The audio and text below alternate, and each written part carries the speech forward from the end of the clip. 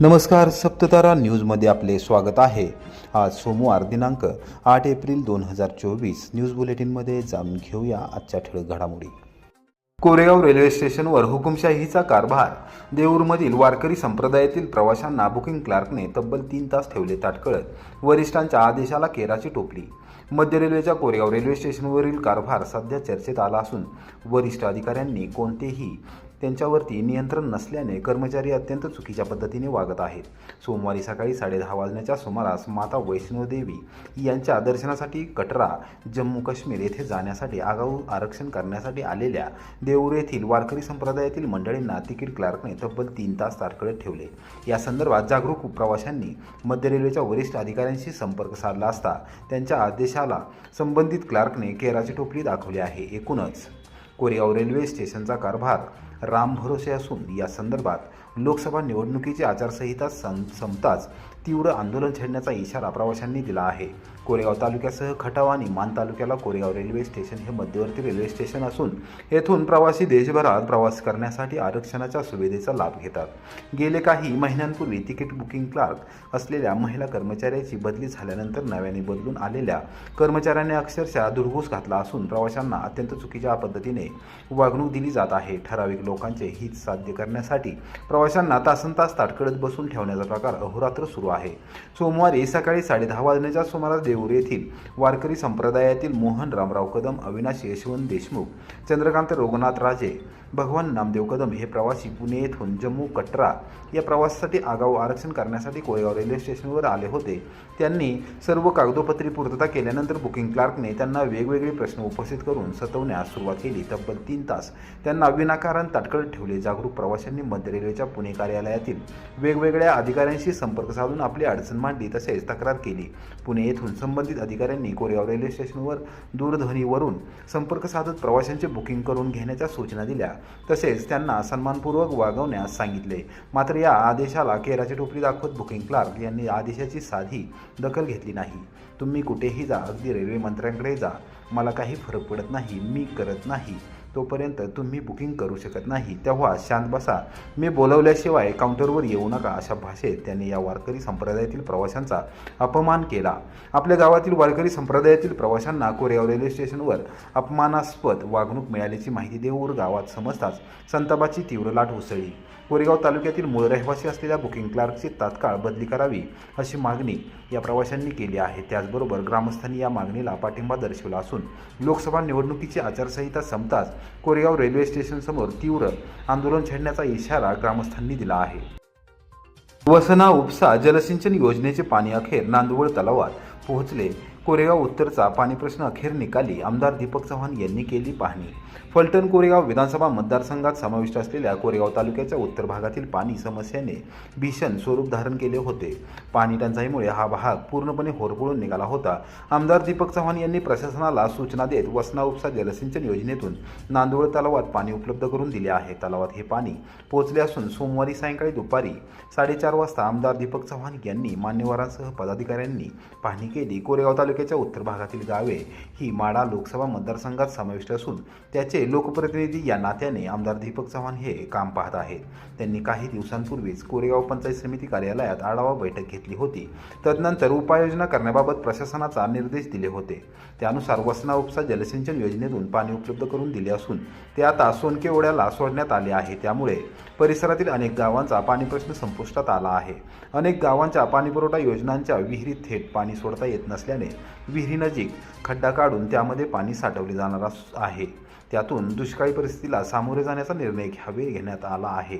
मुंबई कृषी उत्पन्न बाजार समितीचे माजी सभापती बाळासाहेब सोळसकर पाटील यांच्यासह उत्तर भागातील राष्ट्रवादी काँग्रेस पक्षाचे प्रमुख पदाधिकारी, कार्यकर्ते व विविध गावचे ग्रामस्थ यावेळी उपस्थित होते। ग्रामस्थांनी केलेल्या विनंतीवरून आमदार दीपक चव्हाण यांनी या परिसरात टँकरची संख्या वाढवण्याबाबत सूचना दिल्या तसेच आहे हे टँकर कोणत्याही परिस्थितीत कमी करू नका, गावांची प्रत्यक्ष परिस्थिती आणि पाहणी केल्याशिवाय निर्णय घेऊ नका, लोकांचा विश्वास संपादन करून कारभार करा, अशा सूचना देखील त्यांनी दिल्या।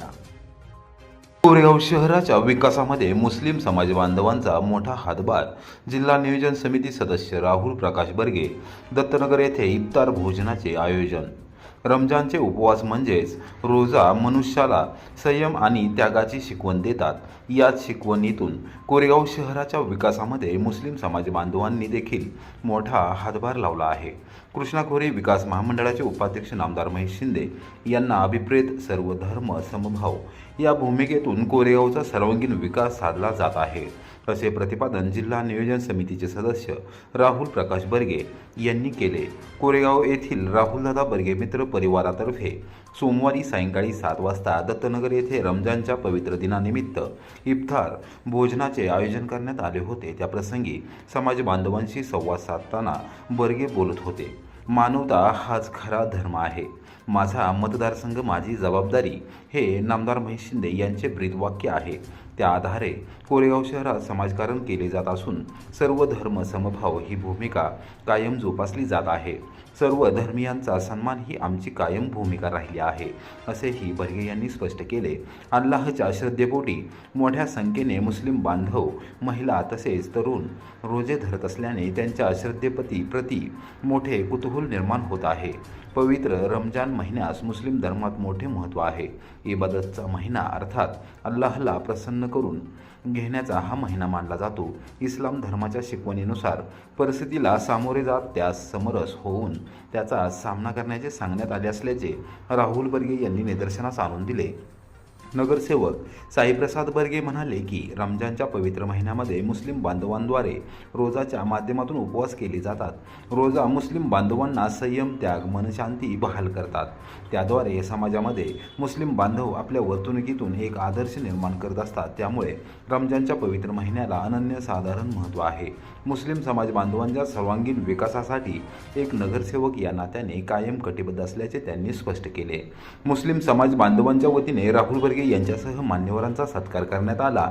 नगरसेवक साईप्रसाद बर्गे, फिरोज उर्फ मुन्नाबाई काजी, संजय गांधी निराधार व स्वावलंबन योजना समितीचे सदस्य दीपक कांबळे, माजी नगरसेवक रशीदभाई शेख, अल्पसंख्याक विकास परिषदेचे अध्यक्ष फिरोज भागवान, उपाध्यक्ष वारिस कुरेशी, मुख्य सचिव मोहसिन कागदी, जामा मस्जिद ट्रस्टचे अध्यक्ष हमीद मुल्ला, उपाध्यक्ष नूर अली पटवेकर, अय्यूम शेख, फरदीन मुजावर, नौशाद शेख, फिरोज सय्यद, हैदर कागदी, समीर कागदी, इकबाल शेख, इम्तियाज मनेर, आरिफ मनीर, शाहिद शेख, दिलावर काजी, सादिक कुरेशी, रफिक शेख, आमिर आतार, सिकंदर खलिफा यांच्यासह समाज बांधव यावेळी उपस्थित होते. अल्पसंख्याक विकास परिषदेचे संस्थापक शाहरुख शेख यांच्यासह पदाधिकारी व कार्यकर्त्यांनी इफ्तार भोजनाच्या यशस्वीतेसाठी परिश्रम घेतले.